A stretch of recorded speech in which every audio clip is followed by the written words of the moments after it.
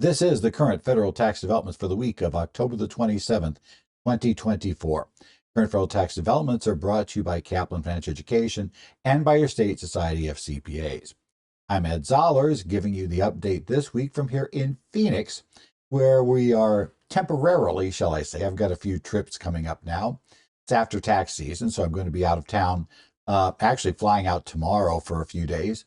And then we'll have some trips coming up to be at conferences that'll be coming up here shortly, including the big tax conference in Minneapolis that comes up in later part of November. It takes a little bit further to get there. So we'll see what weather's like in Minneapolis by the time I get there. Luckily, it's downtown. Luckily, we have the walkways to connect all the buildings together. So in some sense, it's much nicer looking at cold weather in Minneapolis when you're inside a nice heated walkway, looking out and saying, hey, it looks interesting outside. And hey, I'm kind of glad I'm not out there. It's kind of like being in Phoenix at 120. It looks great if you just don't have to go in it. Same sort of difference. Well, what we're going to look at this week are a few things that happened. First, the IRS did release the inflation-adjusted numbers for most items, aside from retirement plans, which normally should come right around the end of the month, so we'd be expecting them this week. Also, we much earlier in the year get the HSA numbers every year, so those numbers have been out for a while. But these are the big ones, the rates, the standard deduction, and all the other items. Now, probably seen a few of these because most of the tax services, once we've gotten past the point the inflation numbers have been announced for the proper period, go ahead and just compute their estimate of it, which normally is either right on or very, very minorly different. So there probably are no surprises in here for you, but these are the official numbers, so it's kind of nice to know that. And it is one place where all the official numbers lie, which is probably the bigger reason to pay attention to this particular ruling. We also had some bad news from the IRS for anybody who fails to pay over trust fund taxes and uses those funds to pay other expenses.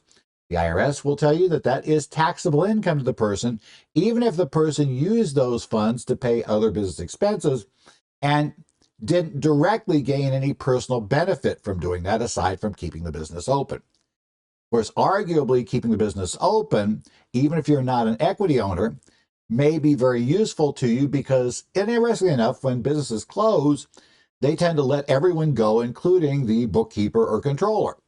So, yeah, you kind of see where the issue is going to arise here. And then we have another U.S. District Court. So we're now at 1 for 2, or say 1 for 3 only, in getting injunctions to bar enforcement of the Corporate Transparency Act's beneficial ownership information reports. This time a court in Virginia. So now we have a case. We have cases now, the one in the 11th Circuit, which has already been heard which has been heard by the Court of Appeals. We're waiting their decision. Plus, we now have cases in the 9th and 4th Circuits. If there was going to be any sort of broad, even just covering those courts of appeals, those districts for the courts of appeals, we're running out of time for them. The 11th Circuit case is the one that is most likely to have some sort of resolution by the end of the year, even though, as we reported earlier, those who have listened to the oral arguments seem to come to the conclusion that the 11th Circuit is not likely to sustain the Alabama court's injunction, is likely to, at best, if you're trying to get the BOI stopped, send it back to the Alabama court for, in essence, modifying their decision to take into account certain precedents and going forward and giving some sort of ruling on the constitutionality issues regarding the various claims against certain amendments in the Bill of Rights and then violation of those. But yeah, it doesn't look good for action by January 1st that's going to give some sort of broad-based relief unless FinCEN just decides to give relief, which isn't totally off the table because there's so much confusion and, it seems like there are a lot of businesses without awareness of these requirements. But right now, we can't count on that. So we're going to have to take a look at, clients need to file these reports is what they need to be told. Either that or seek legal counsel if they believe they shouldn't have to file the reports because, as one attorney I know put it, yeah, you could take the position it's unconstitutional and not file the report. You just darn well better be right. And that's a problem. Ultimately, the people that ultimately can tell us if that's right are 9 specific people that sit on the U.S. Supreme Court. And so far, nothing is going to those 9. Certainly not fast enough that we'd get a ruling by January 1st of 2025. So let's talk about the inflation-adjusted revenue procedure. 2024-40 is the annual procedure that comes out. It was issued on October the 22nd, and it is just our annual big inflation-adjusted document. It is a 27-page document, has 63 separate sections dealing with inflation adjustments under various provisions of the Internal Revenue Code. Obviously, Congress fell in love with the concept of inflation adjustments many years ago, and they have basically made, unfortunately, not everything, but a lot of things have inflation adjustment provisions in them. So this notice pretty much deals with everything except retirement plans and HSAs. Retirement plans and HSAs are dealt with separate notices. The HSA one usually comes like in March of the year, and the retirement plan notices will tend to get released right around Halloween. I've never quite understood why Halloween's the date, but we will probably get a IRS basically news release on the issue, plus we will get a actual formal notice.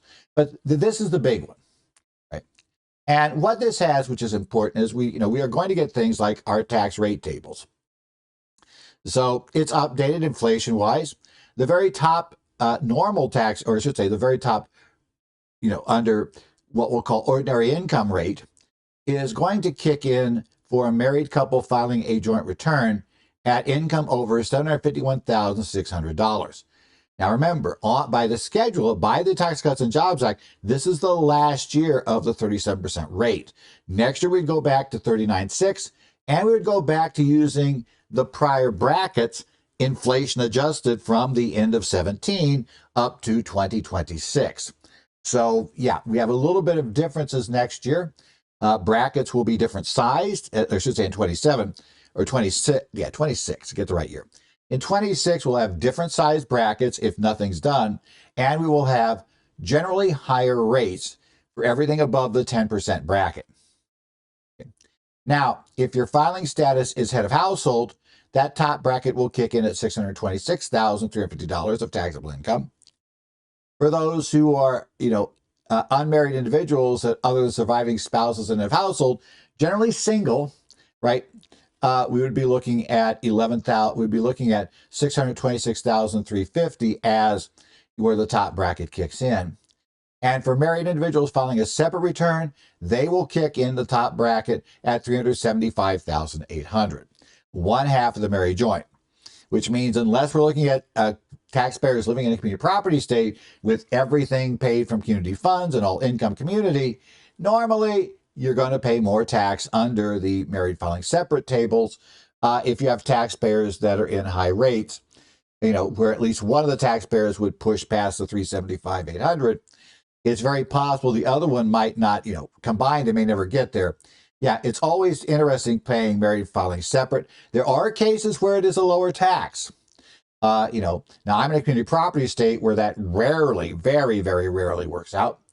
But it does sometimes, and sometimes it's done for things like, student loan relief, because that's based on your tax return.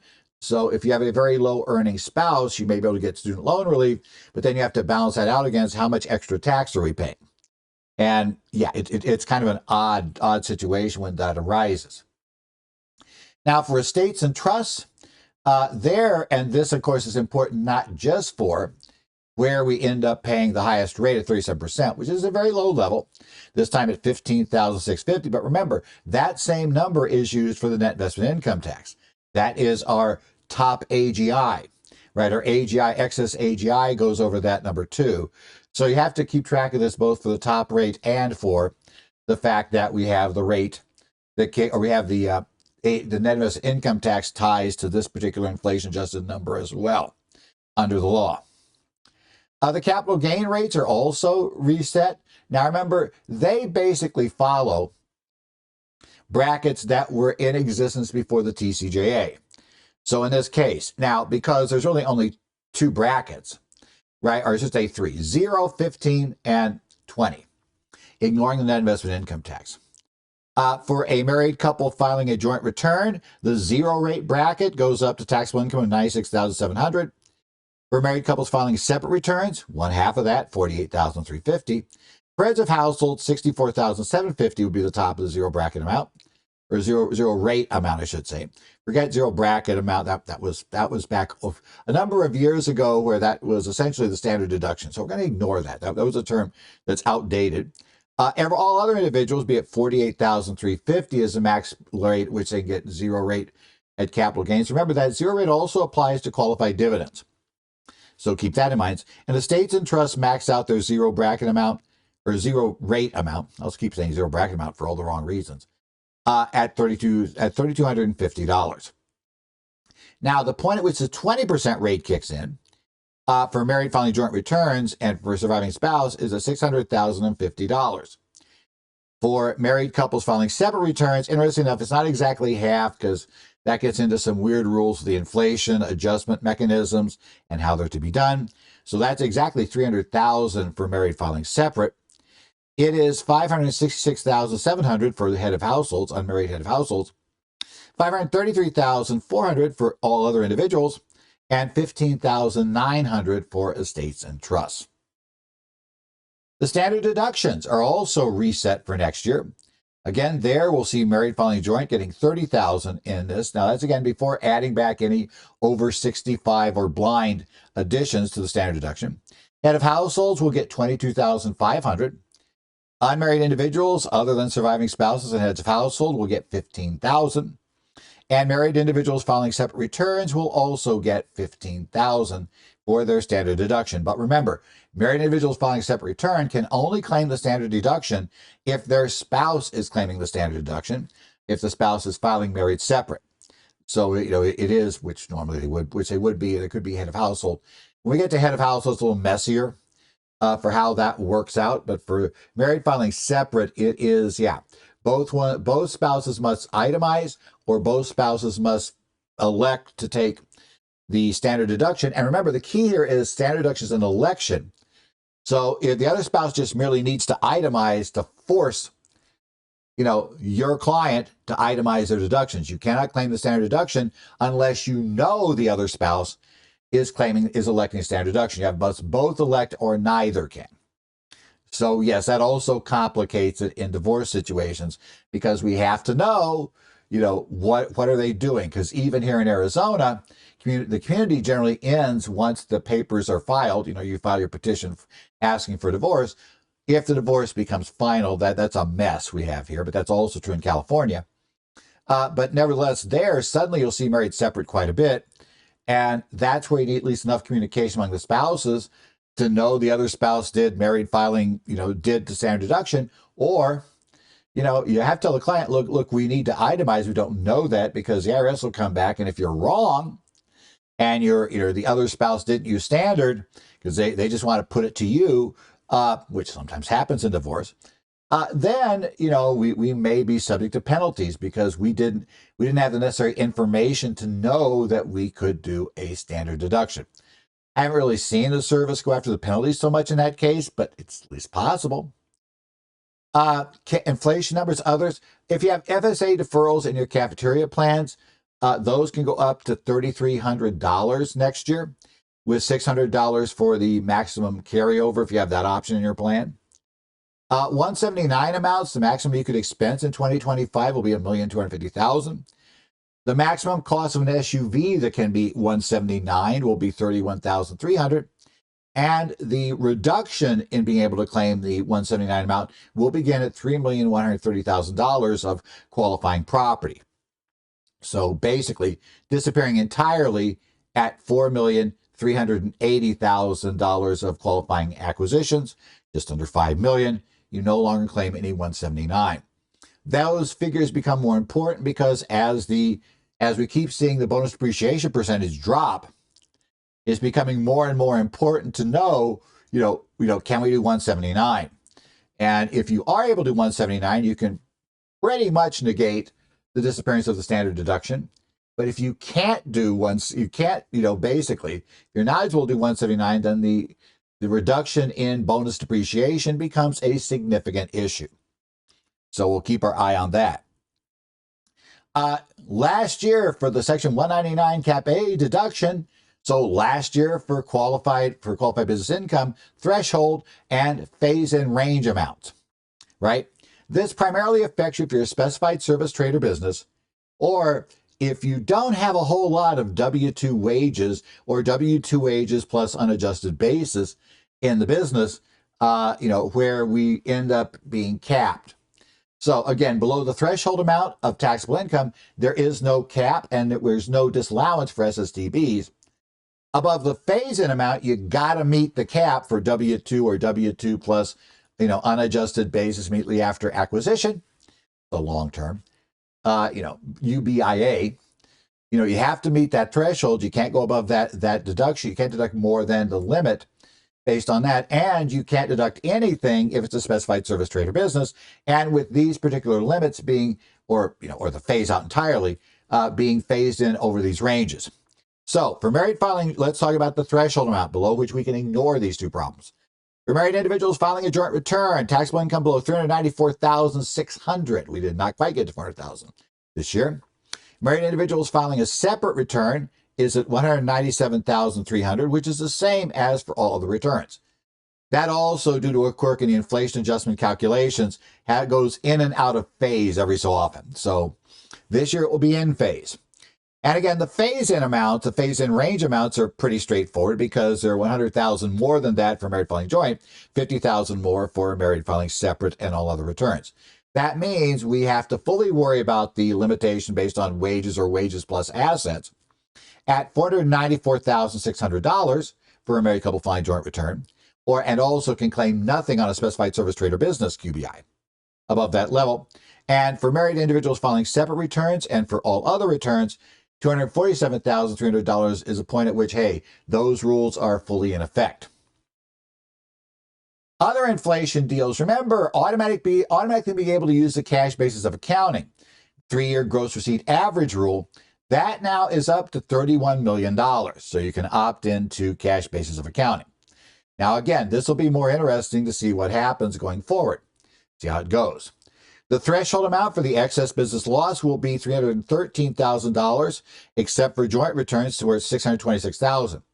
Now, as you remember, that excess business loss initially was going to go away next year, but it's been kicked forward a few years by a couple of extensions that were used to finance other tax bills in the interim, very much upsetting the Republicans, who, John Thune openly said the point of that was to give us money to pay for extending TCJA, right?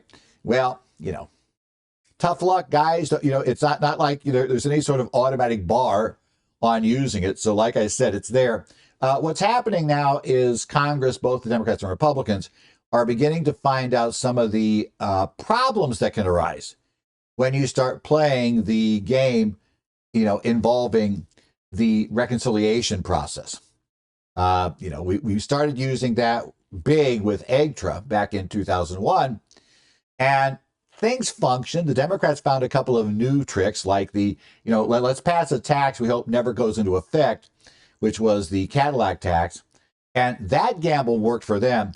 But TCJA has been the point where finally things came home to roost in terms of your hopes, and setting things aside and using them to extend your bill didn't quite work, was what happened in terms of, for various reasons, that those taxes that we knew everybody hated and so obviously would be never going to effect, managed to go into effect. The research and experimental issues went into effect because of a whole lot of, mainly due to budget concerns related to deficits that were tied to concerns about inflation. And it made it so that thing stayed around and went into effect. That's why I say now it's going to be, that's, by the way, what they've learned from this situation will probably impact, let's say, if Republicans get full control of the House, Senate, presidency in the next election, or, very quickly upcoming election, they are probably going to try to figure out how to do things a little differently so they don't face the same problem. The foreign earned income exclusion will be at $130,000 for this year. The unified credit against the estate tax, which also is scheduled to drop, probably to about a little over one half of this. Let's say 7 million would be my gut. Probably a little bit above that because we're getting too close to 14 million right now. But that's now at $13,990,000. This is the last year to use it unless the TCJA provisions are extended. So, if you can get your clients to give away $13,990,000 by the end of 2025, they lock that number in, right? Because of the clawback, the clawback regulations that said, nope, we don't claw back. Great. But I just don't have many clients that are going to say, yeah, I'm going to give away $14 million. Even if they clearly have the funds to do it, they're not going to want to do it. That's the way it works.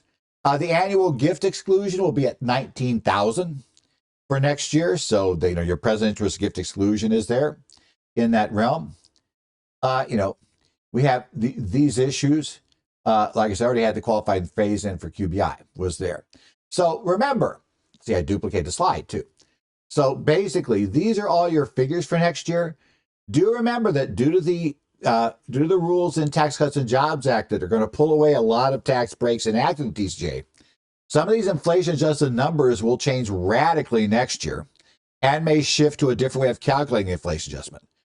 Certainly the estate tax does, right? We do that then using the non-change CPI was the old law. TCJA brought in for that adjustment the change CPI, which is a bit of a lower rate of increase. So as I said, that's why I'm thinking more than 7 million once they do the calculation under the non-change CPI. It won't be huge, but it'll be some. So keep that in mind. Next up in our cases, let's talk about that right now. We have an IRS Program Manager Technical Advice. That's what PMTA stands for. 2024-006, issued on August the 12th. Now, this is another unofficial piece of guidance from the IRS issued to the program managers for various projects. So it's called Program Manager Technical Advice. It is written by the Chief Counsel's Office. Now, in many of these cases, sometimes there might be a legit question. But sometimes these are issued as a informal way of getting word out of the services position without having to actually issue a notice, let's say a notice or revenue procedure that would go through the review process for Total Revenue Bulletin or the much more involved process under the Administrative Procedures Act of issuing a formal regulation. So this is kind of, hey guys, just in case this is happening, especially if an exam's going and this has happened, we're going to hold the right to assert this. And since this is an income inclusion issue, this could definitely cause a statute to go from 3 years to 6 years. Now, again, this is not a court. We don't have a case that's telling us this is going to work. But what you have is the implied threat from the IRS. And I think you at least need to communicate this to individuals who might be in a position to do what this covers and tell them that there's one more threat than what you told them about. And I guess it's minor because it's not paying the entire trust fund taxes, but it is paying taxes on the trust fund taxes that you didn't pay over. So yeah, it could be a problem. So the question that arose in this program manager technical advice was, what's the income tax issue? Let's say I'm the controller for a business. I control which checks, actually get paid, right? I may have signature authority of the bank account, or I might not, but I still present the checks to be paid. So I essentially have control over who gets paid and who doesn't in the company, right? What bills we're paying this week. And let's say I'm not a shareholder. I have no interest in it. What happens if I looking up and saying, oh man, we cannot both pay the payroll taxes this week and pay the rent, and we're way behind on the rent. And I know the landlord has said that if we don't pay the rent, within the next week, padlocks are going on the door. Or if we don't pay the rent if we don't pay our supplier within the next week, we will get no product. We will be out of inventory. We won't have anything to sell, and that puts us out of business too. And if we're out of business, I'm out of a job. So I can just not pay the trust fund taxes this week, right? Pay the payroll deposit, not pay the deposit, and probably won't even think of the fact, if you don't know about the responsible party rules, that there are trust fund taxes and non-trust fund taxes there. And they're got a huge exposure on the taxes that have been withheld from employee paychecks because those are considered the property of the federal government. As in many states, if you've collected sales taxes from your customer, that collection is deemed to be on behalf of the state or city. And there are, in a lot of cases, similar trust fund rules that say if you don't pay them over, you've stolen from us. And in theory, at least, it would seem like this would cover those sales tax trust fund cases as well. But we'll get there. So the question says, okay, what happens if that controller fails to pay over trust fund taxes? Do they have, in addition to whether or not they have a responsible party penalty, right? They've met that requirement. Do they also owe income taxes on those funds? In essence, have they essentially embezzled effectively and redirected, right? Redirected for other purposes the funds that were owned by the federal government. So they've effectively embezzled from the federal government. Have they done so? And answering the question, the counsel's office first notes the broad coverage of Section 61 for what's income. Section 61 is very broad, all income from all sources. Generally, that means, subject to some quirky views, but it generally means an accession to wealth is how the Supreme Court has sometimes phrased it. If you have an accession to wealth in some manner or form, that's considered income, because this is a very, very broad net cast for what's income.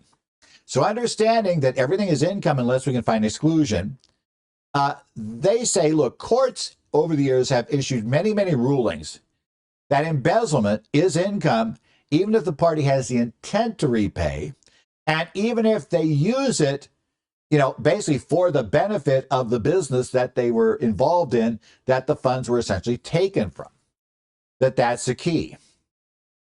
And it doesn't matter. And they point to a number of cases they're going to cite where it doesn't matter what the funds are used for. They do not have to be used for personal direct benefit in order for you to be subject to the income inclusion rules here, right? They could simply be, diverted for company purposes, keeping the doors open, right? You're diverting these funds to a certain direction to keep the doors open. They're saying, well, that doesn't really absolve you of the illegal activity, that you are getting the benefit of, because you, at the very least, you don't lose your job, right? And the ruling doesn't really go deep into that view, but probably if the IRS was in court, that's what they'd argue, that the controller did this and they did gain a personal benefit from it, which is that they weren't fired and they got their next paycheck.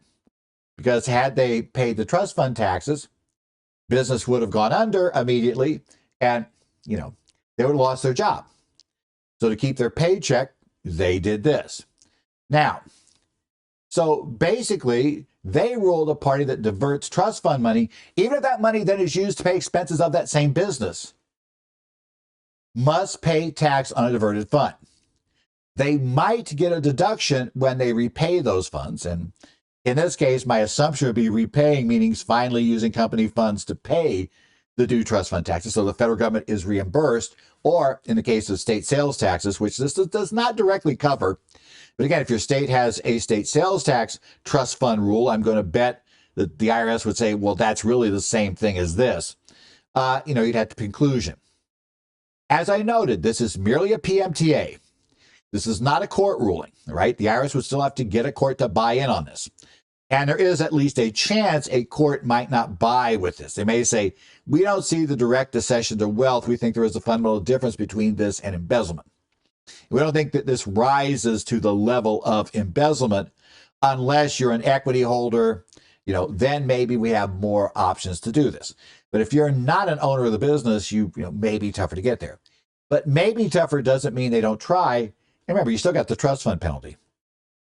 I would certainly remind any of the controllers, that and you have to watch it here, because again, you are not the CPA for the business, right?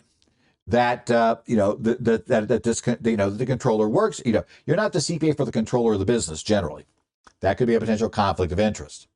So you have to kind of watch yourself there carefully. But certainly when you generally discuss with controllers, or if I'm doing a course, and I'm going to discuss with them, if you're a controller or you're a bookkeeper, you're open to the trust fund penalty, because the question is who had authority to see things get paid. And if functionally you effectively make the decision as to who gets paid, yeah. And remember, even if you're ordered to pay it, in that case, the safest thing to do is quit. Without question, the safest thing to do is quit. If you are ordered to, have checks drawn up not to pay the trust fund taxes, unless you can get legal counsel tell you that you have no exposure to trust fund at all. If you know trust fund taxes aren't paid and you're anywhere in the chain that could get something paid, you want to say that, hold it, we need to get these paid. There is no option. And when the guy that owns the company says, well, I don't care, we got to keep the doors open, you're going to pay this, you're going to say, well, no, I'm not. So here's my resignation. And I am not going to do that thing. So you can fire me today if you want to, but otherwise I'm doing nothing to help you from this point forward. Anything that could help pay people who aren't the trust fund tax people. Right. That's that. It's not good. People don't like doing that. But you know what? When I first got started in practice, I know of 2 accounting graduates. It's about 5 years apart. One of whom, went to work for a company. Well, actually, both went to work for a company. Both of them one ended up without question being asked to fraudulently cover for the business, do something to pad some numbers, right, for receivables so they didn't violate loan covenants. And in fact, both the owner and the bank loan officer told her to do this, which was really fun. Turns out it doesn't matter if bank loan officer told you to do something. That's still fraud against the against a federally charged institution, which is still a crime. The problem is, and another case where one day, just before they need to submit some information and various other things, things weren't going well. And suddenly one morning, the CPA came in and, magically the computer, wouldn't boot up. And magically all of the backups were gone. Yes, can you imagine? It hadn't been backing up exactly for 1 week, right? Since the last time it had been checked. It had failed to back up, and those backups have been overwritten, so there really was nothing available. Well, the first accountant didn't resign, and she unfortunately ended up spending 1 year in the state penitentiary in Arizona for embezzlement. For basically helping an embezzlement effectively. And the really sad part was the owner of the business did not spend time in jail, partially because he testified against her. Kind of bad, right? The other one, nothing happened to her. And the company went under, and, as she would admit shortly after, it's like, well, I would have lost my job anyway. But now I would have been really worried about, am I going to face some sort of consequence for, what I did? Because she was pretty sure they were going to use that as a setup to get her to make up some numbers too. So be aware, right? The second one, fine job, still fine. First one, having been jailed for, financial statement fraud hurts your ability to get a lot of accounting jobs going forward. I just hate to say it. Sad but true. Finally, let's talk about the beneficial ownership interest reports. We have another district court case. So far, all we've had is 3 district court cases, all of which ask for much the same thing under similar rationales. To have an injunction barring FinCEN from enforcing the beneficial ownership information report requirements of the Corporate Transparency Act. Now, the initial case that came down in March did rule and grant an injunction, but was very, very limited, only really to members of the National Association of Small Businesses. National Society of Small Business, I guess, NSBA. But the last 2 that have come down in September and now this one in October, so basically a month apart, they have both ruled the exact opposite and have both addressed the exact same issue that the Alabama court addressed, and simply have dismissed the Alabama court's analysis of the Commerce Clause entirely. Which, as I said, those who have listened to the oral arguments of the 11th Circuit panel didn't seem thrilled with their Commerce Clause arguments either. Now, again, ultimately, the Supreme Court makes these decisions if they decide to take up a case on appeal. So we'll see if that happens. But the real problem we got right now is we are running out of time or even to get a single district or a single, Court of Appeals, circuit case that would cover that circuit that would bar enforcement of the BOI. So I'm saying that unless you think FinCEN is going to really do something by the end of December, and man, that's a huge gamble because then you got to be rushing everybody else to file. your clients may just want to accept they need to file their BOI reports. But let's talk about this case. This case I had actually heard about from a couple of people. This is an organization of basically homeowner associations, major thing they do, but similar structures. So it is Community Association Institutes versus Yellen. This case is from the U.S. District Court for the Eastern District of Virginia. This case number 1:24 CV 01597 102524. This was a motion to grant a preliminary injunction. This case, that motion was denied. So plaintiffs are now 1-3 in these 1 of 3 in getting these district court cases. While they won their first one in March, they have lost the next 2. One in Oregon and this one from a district court in Virginia. So we have both of these. Now, this case, like the Oregon case, asks for relief mainly along the same lines as was requested in National Small Business United versus Yellen, but were denied for reasons similar to those given in the Oregon case in Firestone versus Yellen. Now, there was one unique part of this request that we didn't see in Firestone nor in the National Small Business United case, and it's because it was HOAs. They attempted to argue that because they'd had some correspondence back and forth with FinCEN about whether HOAs had to file.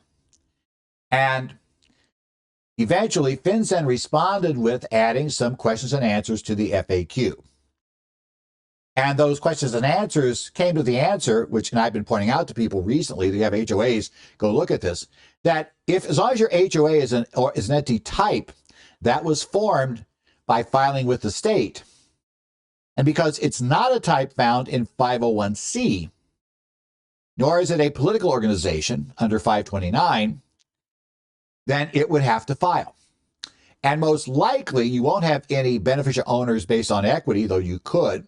If you've got, let's say, a homeowner association for a condo units, and one person has bought up 1/3 of the units, then I'd argue that person is a beneficial owner of the association just because they hold a big enough percentage. Right? But you almost certainly have people exercise the roles of the equivalent to a CEO, a treasurer, and other major corporate officers. Somebody has to execute those roles. Those people which probably are going to be the board, are going to be beneficial owners and will need to provide their information as part of the filing. So be aware of that. So what this claimed was that, well, these organizations have a provision in 529A that says such organizations shall be considered an organization exempt from income taxes for the purpose of any law which refers to organization exempt from income taxes. That should make them exempt under the tax-exempt organization rules under there. But by the way, that's only the title of that provision. Right? The actual law says an organization listed in Section 501c that's exempt from tax under Section 501a is not required to file this report. Okay? Now, the court said, ignoring the fact of, whether we want to apply that, they said 2 problems with your analysis. First, the CTA statute, ignore the fact. FAQ is irrelevant. Again, going back to the case I refer to regularly, where we talk about the fact that you have to, follow the text of the law. One of the key ultimate points of statutory interpretation is if the text of the law is unambiguous, you have no option but the court must follow that, right? That is what the rule is. The IRS, agencies, FinCEN, nor the courts are allowed to overrule the law, absent finding it's unconstitutional. Well, they tried to attack this saying, well, they should be under the law granted this. And they said the problem is the CTA black letter text says explicitly, first, you must be listed in 501c, C3, right? Well, here's the problem. They're not listed in 501c3. And that's an and clause. So even if we're saying that that language from 528 makes them tax exempt, even though they're not really covered by, they'll be tax exempt, even if we didn't worry about the fact they're tax exempt under a different 501, I think it's 501D, that gets them be tax exempt if they meet certain criteria. That is not, right, enough. They're not listed in 501c3. Not listed there means that's it. That's per the law. Number two, if that reading of the law was correct, then there would have been no point, because 529 for political organizations has that exact same wording about shall be considered an organization exempt from taxes for the purpose of which makes them exempt exempt from income taxes for the purpose of any law. They're saying if that was enough to get you out, there was no need in the CTA to add the line. That would suggest surplusage, right? That's also one of the things that under the law, you are meant to interpret the law assuming that that text was included for a reason, and that there is not text in there that has no impact. And if their interpretation of this was correct, the political organization text would have absolutely zero impact because they would have been exempt anyway. So, and again, now that one can be overridden if there's absolutely no other way to read the law. But of course, the court said, look, there is definitely another way to read this law. And that is they intentionally said politicals 529s are exempt and 528s aren't.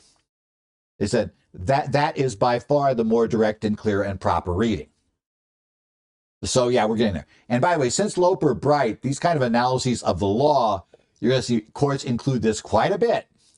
Because again, relying on a rule suggests that, we could get a Loper Bright challenge.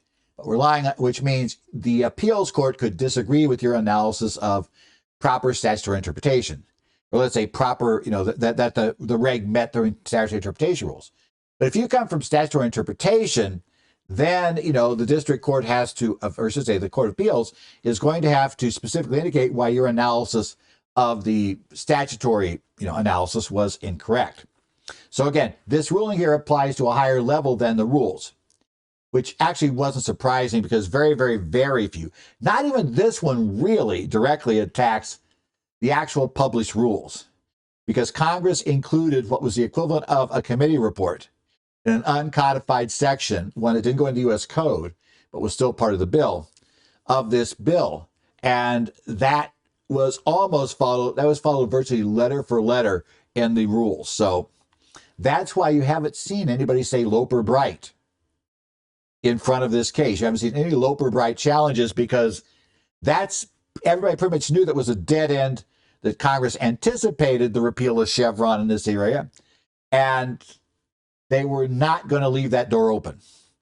The good news is this proves Congress knows how to write laws where we don't worry about whether there is or isn't Chevron deference or what exactly the statutory interpretation should be.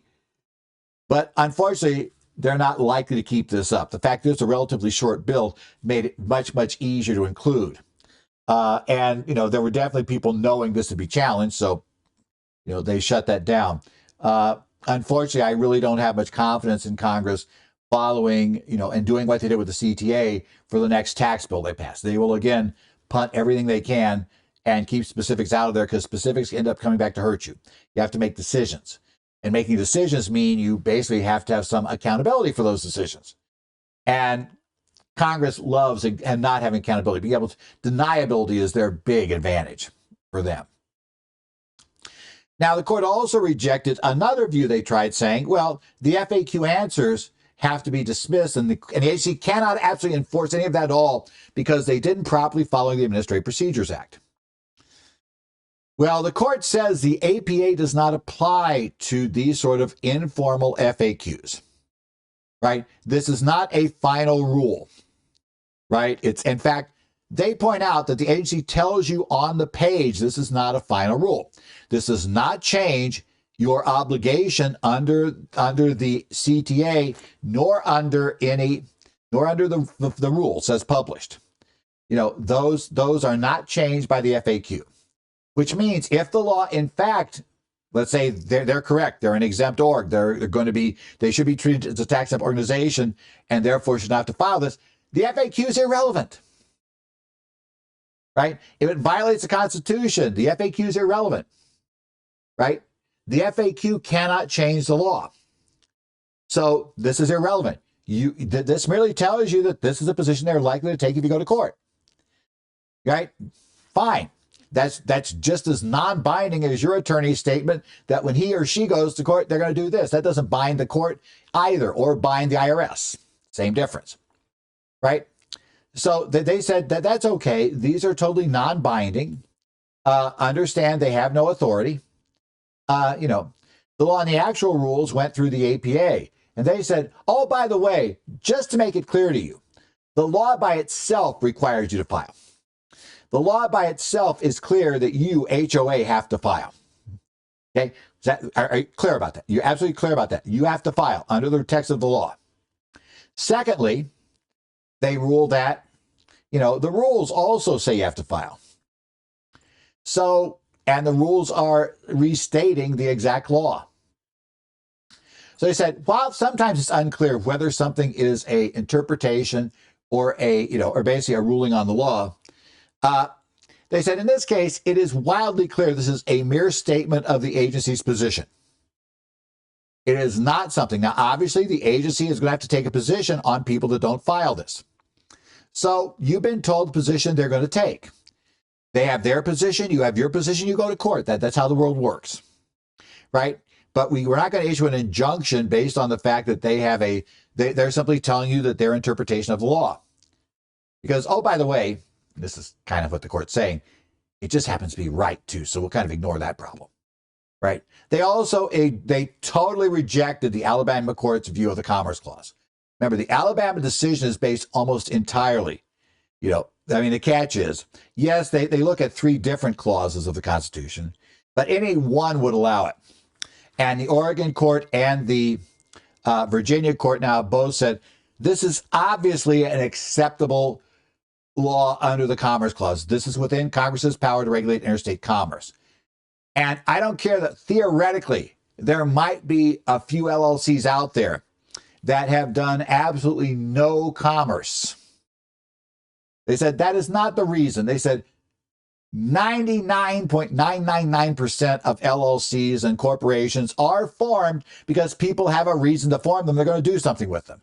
As soon as they do something with them, they're going to engage in interstate commerce, because interstate and international commerce, because that definition is super broad, right? And we have court cases on that forever, that's a very broad definition that courts built early in the Republic's history, largely because of the fiasco that was how things were working under the Articles of Confederation, right? Where states were putting tariffs on things coming from other states, to basically to get super protectionist for themselves. So, like it or not, that bad behavior resulted in courts that were very willing to expand this quite a bit early on. And current textualism makes it a little tough to get rid of those cases, even if they wanted to, because one of the key things we're here today is they also argue that you have to look at what people at the time meant by the language. And I think there is a strong argument to say, well, a court that was actually seated, that actually lived through the Constitutional Convention and saw what happened, probably understood the reason for that and what it meant and why it was done, probably way better than a modern court might understand that. So we're going to kind of say, yeah, that makes it very difficult to get rid of those. But, we'll see. Again, they also said they rejected claims based on either the First or Fourth Amendment, essentially finding the Bank Secrecy Act had already been approved by the Supreme Court. This is doing nothing more than what that does. So because of that, they said, hey, this is all fine. We don't have a problem. So, hey, like the Oregon court, we rejected these claims. So they're out of there, right? Now, at this point, any appeal of this would have to be heard by the Fourth Circuit Court of Appeals. And really the only way, unless they convince the district court to reconsider, which I don't think, given the way this opinion was written, that is likely to happen, or let's put it this way, are likely to get a rejection right away. I think I'd try to go to the Court of Appeals almost immediately, if you can get an emergency referral there, to see if they would hear it. Because the problem is, if you're going to get any relief by January 1st, 2025, then pretty much an emergency appeal of this case, or an emergency appeal of the Oregon case, would be the only way outside the 11th Circuit to get a chance of getting something that would broadly cover your entire circuit. And like I said, the 11th Circuit may issue their opinion before the end of the year. That's we'll have to wait and see when it comes out. But again, that does not appear likely to rely for relief either, based on the current panel, which means they would either have to ask for an en banc rehearing, which will delay it certainly past the 1st of January, or they would have to try the Supreme Court, who also is not likely to hear it for 1st of January, if they granted cert, which seems unlikely just with one circuit reporting. So bottom line, I suspect your client's going to have to file the BOI reports unless FinCEN itself were to grant some relief. They remember the National Association of Small Businesses that were covered by the initial case. I believe that is the name of their organization. By the case in Alabama, they might be exempt, but the 11th Circuit could very well dismiss that injunction before January 1st. So that group should at least prepare to get ready to file. And, they may get notice before January 1st they have to do it. Again, the only party at this point I see that poses the best possibility of relief would be FinCEN, based on the fact that so many people don't know about this at this point. Now, you can argue that they have no authority to do so under the law, or actually they've had no authority to even do what they've done so far, which is to have created that 30-day, the 90-day reporting rule for this year for new entities, and then go 30 days next year. There's an argument whether they had the authority to do that, right? And I don't know that they do. And that also is a consequence of the restrictive views that you come out of with tight statutory interpretation and with the removal of any sort of Chevron deference, which I would have argued wouldn't apply to that anyway. But you still see a discussion of that even in cases like that, so fine. As I said, be careful here. Both the Oregon case and this case both looked at the statute primarily, right? So, the problem is the statute has got to be ruled unconstitutional. I think most people understood that was the point. You needed an Alabama-type ruling. You weren't likely to get relief any other way. As I said, this case tried other ways and was rejected, and I suspect that those aren't going to work. What's going to have to work is a constitutional challenge, and that I just don't see happening by a successful one. I don't see happening by January 1st. So yeah, we're running out of time, guys. We're down to 2 months. So probably you need to advise your clients that either they should file now or they should do something else, right? They should take care of, shouldn't say file, they should either file now, right, or seek legal counsel, preferably one with a nice big, malpractice policy that would pay out big. Because as attorneys I've talked to have said, if you want to take the position you don't have to file and you're not a member of that National Association of Small Businesses, you might want to, be darn sure you're right. Or be darn sure that you've got somebody to file a claim against that will pay up. You want to make sure you as a CPA are not that person. Please, please. You might disagree with this law. You might believe it should be constitutional. But unless you're a constitutional law attorney, absolutely inform your client that you cannot make calls on constitutional law, period. If you are an attorney and you're willing to take that risk, then go for it, right? If you're a constitutional scholar, I'm not one. I'm not going to suggest I know the answer here. But I would suggest that you need to be an attorney. And by the way, this is where, when you make a statement like that, where I think you could be found to being involved in unauthorized practice of law, because that is a really big legal analysis decision, deciding if it's constitutional or not. That is not something you can pick up by watching a TikTok video, right? Or being involved in some discussion board somewhere. Great. You can have your opinion for yourself, but for your clients, you got to say, this is not my area of expertise. You go find somebody else. I'm going to tell you, though, that, this is a problem. And if you're an accountant, or especially your firm does attest reporting, if you know the client's not doing this, that creates a problem on the attest side, because that's an illegal act with potentially huge financial consequences.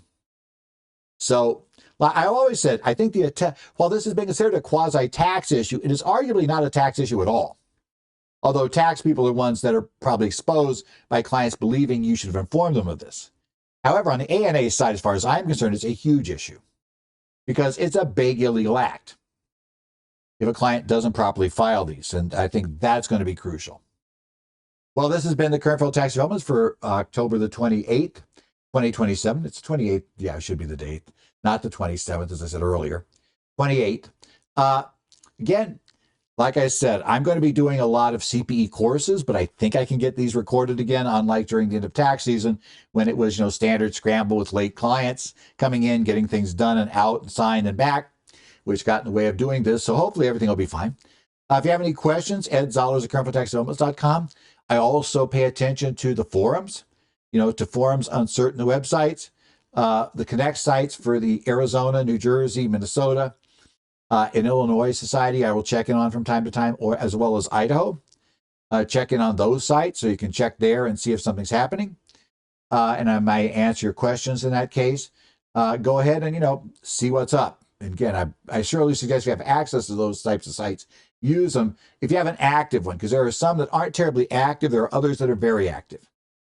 So take a look, see what's there. But on the more active sites, you'll probably get some good responses to questions. And they're really great places to go if you have questions that are state specific. If you want to find out, for instance, take a very specific one, if you want to find out about New Jersey's bait, which is their PTE tax option, which has some quirks. Obviously, the NJCPA's Connect site, if you're a member of NJCPA, is actually by far the best place to go, to find people who work with that stuff constantly, and you can discuss issues with them, rather than it's much tougher otherwise, when you're dealing with that.